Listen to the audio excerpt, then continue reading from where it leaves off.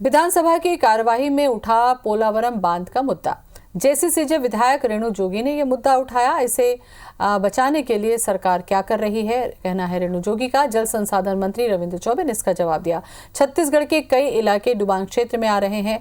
पोलावरम को लेकर supreme court में मामला लगा हुआ है। पोलावरम बांध का निर्माण आसान नहीं है, कहना है रविंद्र चौबे का। सुकमा के 9 गाँव के प्रभावित होने का अनुमान है।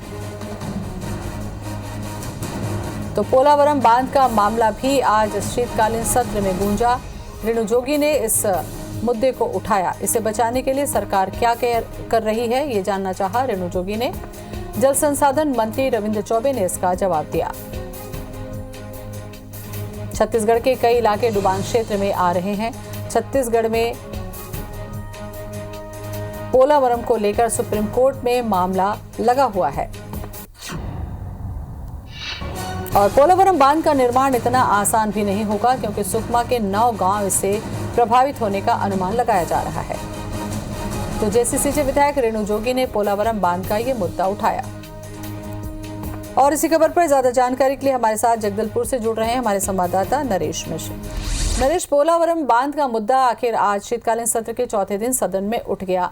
कितना प्रभावी होगा इसका निर्माण, और जो डुबान एरिया में जो लोग आएंगे उनके लिए किस तरीके के इंतजाम होंगे, ये बड़ी चुनौती है।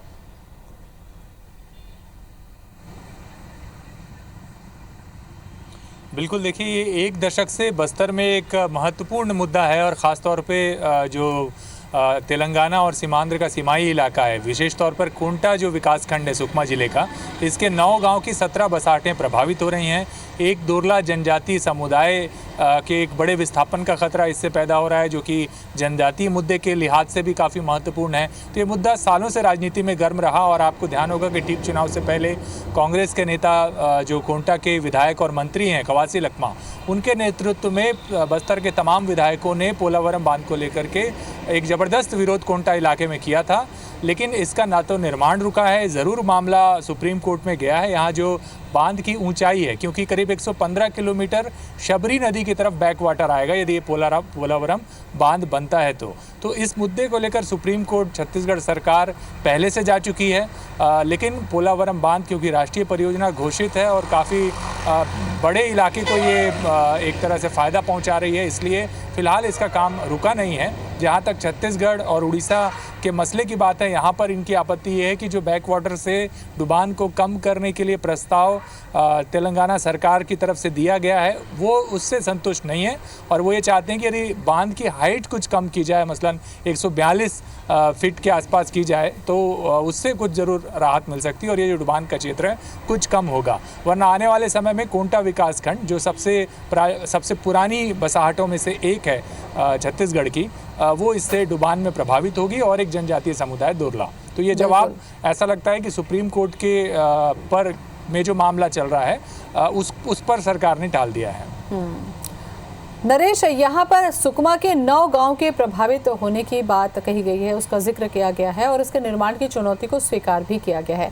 जब बांध का निर्माण होता है तो डुबान वाले एरिया में जितने भी गांव आते हैं उनकी बसाहट, उनके वैकल्पिक इंतजाम सरकार के पास वैसे ही चुनौती होती है। ऐसे में कोई रास्ता किस तरीके से निकलेगा? क्या सुप्रीम कोर्ट के फैसले का इंतजार होगा?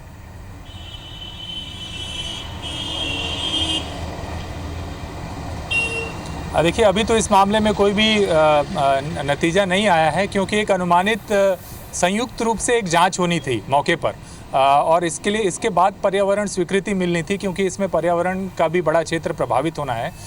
लेकिन इस मामले पर छत्तीसगढ़ सरकार ने आपत्ति ये दर्ज कराई कि पुराना जो MOU था उसके बाद दोबारा इस पर छत्तीसगढ़ बन जाने के बाद दोबारा इस ओर ध्यान नहीं दिया गया और इसके एक तरह से मुआवजे के लिए या विस्थापन के लिए दोबारा से सर्वे की आवश्यकता है। और अपने जवाब में इस बात का उन्होंने कमोबेश जिक्र किया है और इस सर्वे की तैयारी की बात की गई है, लेकिन ज़मीन पर यह सर्वे पिछले 5 सालों से टल रहा है, यानी कि पिछली सरकार में भी ये टलता रहा। एक प्राइवेट कंपनी को इसमें इन्वॉल्व किया गया था इस सर्वे के लिए। तो यहाँ के जो बाशिंदे हैं, उनका विकास है, उनको आगे अपना कहाँ जाना है, विस्थापन क्या होगा, पिछले दशक भर से ये लोग चिंतित हैं और इनकी समस्या का समाधान कोई भी सरकार छत्तीसगढ़ में दे नहीं पा रही है। जहाँ तक सुप्रीम कोर्ट में मामला चलने की बात है, तो सुप्रीम कोर्ट में केवल ये निर्धारित होना है कि जो डुबान का जो प्रभाव है उसको कम या ज़्यादा करने के लिए क्या उपाय किए जा सकते हैं। तो सिर्फ ये इसी मसले को लेकर आपत्ति है। और जहाँ तक सर्वे और उसके लिए जो पैसा देना था, वो पिछली छत्तीसगढ़ सरकार में ये पैसा भी तेलंगाना स्टेट को दिया गया था, लेकिन सर्वे का काम अब भी अधूरा है। चलिए, बहुत बहुत शुक्रिया आपका नरेश जानकारी के लिए।